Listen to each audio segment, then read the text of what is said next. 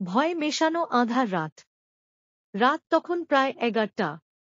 শহর থেকে ফিরছিল 3 বন্ধু, রাহুল, তন্ময় আর অভি। গাড়ির টায়ার পাংচার হওয়ায় তারা থামে এক অচেনা ধাবায়, যেখানে ঝাপসা আলো জ্বলছে আর দূরে ঘন জঙ্গলের ছায়া নাচছে বাতাসে। ধাবার নাম বড় ভাই ধাবা। বসে আছে একজন বৃদ্ধ মালিক, মুখে নীরবতা, চোখে অদ্ভুত বিষণ্ণতা। তারা খাটে বসে বিশ্রাম নেয়, আর তখনই ধাবার বৃদ্ধ ফিসফিসিয়ে বলে, আপনারা কোথা থেকে এসেছেন সেটা গুরুত্বপূর্ণ না, কিন্তু এই জায়গা থেকে কেউ কোথাও যেতে পারে না। রাহুল হেসে বলে, আপনি ভয় দেখাচ্ছেন। বৃদ্ধ তাকায় এক লাল লণ্ঠনের দিকে, যেটা নিভে নিভে জ্বলছে। ভয়ের গল্প বললে আপনি হাসবেন, কিন্তু আঁধারের গল্প শুনলে আপনি কান্না করবেন। রাত ঘনিয়ে আসে। তারা চা খাচ্ছিল, আর ঠিক তখনই গাছের ফাঁক দিয়ে ভেসে আসে এক নারী কণ্ঠ। এসো, ফিরিয়ে দাও আমায়, এসো। তন্ময় উঠে দাঁড়িয়ে বলে, কে কে আছে? কিন্তু জবাব আসে না। শুধু দেখা যায় ধাবার পাশে গাছের নিচে সাদা কাপড় উড়ছে বাতাসে।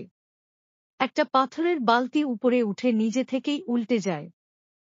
তার নিচে এক ছোট্ট হাতের ছাপ, কিন্তু সে হাত মানুষের নয়, যেন ঠান্ডা মাটি দিয়ে গড়া। ধাবার মালিক তখন বলে, ও জেগে উঠেছে। তোমাদের মধ্যে একজনকে সে পছন্দ করেছে। তারা পালাতে চায়, কিন্তু গাড়ি স্টার্ট নেয় না। মোবাইলে নেই সিগন্যাল। ঘড়ি থেমে গেছে ঠিক বার 1টে। ধাবার জানালায় দেখা যায় এক মেয়ের মুখ, চোখে রক্ত, ঠোঁটে এক ফাঁকা হাসি, কপালে রক্তের তিলক। সে বলে, তোমরা যে কুঠির ধারে বসে আছো, জানো ওখানে আমার স্বামী আমাকে পুড়িয়ে দিয়েছিল। আমি এখন সেই আগুনেই ফিরে আসি, নতুন প্রাণ পুরাতে। রাহুল হঠাৎ অদৃশ্য হয়ে যায়। তন্ময় ও অভি খুঁজতে খুঁজতে তাকে দেখে কুয়োর পাশে দাঁড়িয়ে। তাকে ডাকতেই সে ঘুরে তাকায়, মুখ নেই, শুধু ফাঁকা এক গর্ত। সে বলে, আমি ওর মধ্যে ঢুকে গেছি। এখন আমার পালা। তন্ময় পড়ে যায়, আর দেখতে পায় একটা কাগজে লেখা। 3 জন এসেছিল। একজন আমার, একজন হারিয়ে যাবে, আর একজন গল্পটা বয়ে বেড়াবে। সকালে পুলিশ দেখে অভি পড়ে আছে কুয়োর পাশে অজ্ঞান অবস্থায়। রাহুল ও তন্ময়ের কোনো খোঁজ নেই।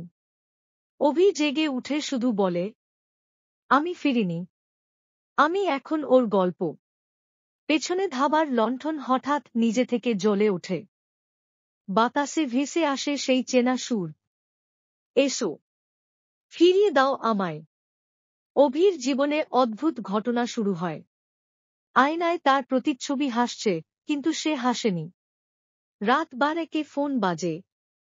তুমি ফিরেছ, কিন্তু আমি তোমার ছায়ায় থেকে গেছি। পুলিশ অফিসার রতন ঘোষ খুঁজে পায় ধাবার পেছনে একটি পোড়া ডায়েরি। আমি রানু। আমার সন্তান কোথায়? আমি আগুন থেকে এসেছি, ছায়া হয়ে ছড়িয়ে পড়ি। যারা ধাবায় রাত কাটায়, তারা হয় আমার সন্তান, না হয় ছায়া। পঠনের শেষে পাতায় লেখা, রতন ঘোষ, এখন তোমার পালা। অভির ঘরের দেয়ালে লেখা, আমার মা কই? রানুর আত্মা বলে, তুমি আমার ছেলের খোঁজ করো। সময় আছে মাত্র 3 রাত, নয়তো আমি তোমাকে নিয়ে যাব চিরতরে। রতন ও অভি একসাথে পুরনো জমিদার বাড়ির ধ্বংসাবশেষে গিয়ে খুঁজে পায় 3টি কবর। একটি নতুন খোঁড়া। 3টি কবরে 3টি হাত ভেসে ওঠে। একজন বাঁচে, একজন মরেও ফিরে আসে, আর একজন মায়ায় বাঁধা পড়ে। অভি তখন উধাও।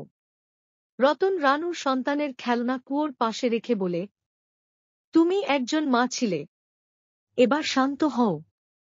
আগুন জ্বলে ওঠে। অভি ফিরে আসে। চোখ মেলে তাকায় রতনের দিকে, কিন্তু তার চোখে ছায়া, ঠোঁটে রানুর হাসি। ধন্যবাদ অফিসার। এখন আমি আবার জন্ম নিলাম। 1 মাস পর ধাবা আবার খুলেছে। নতুন মালিক অভি। সবার সঙ্গে হাসিমুখে কথা বলে সে, কিন্তু রাতে ফিসফিস করে বলে, মা, আজ নতুন অতিথি এসেছে। এবার তার পালা। লণ্ঠন নিভে যায়। দেয়ালে লেখা হয়, ছায়া কখনো শেষ হয় না, শুধু রূপ পাল্টায়।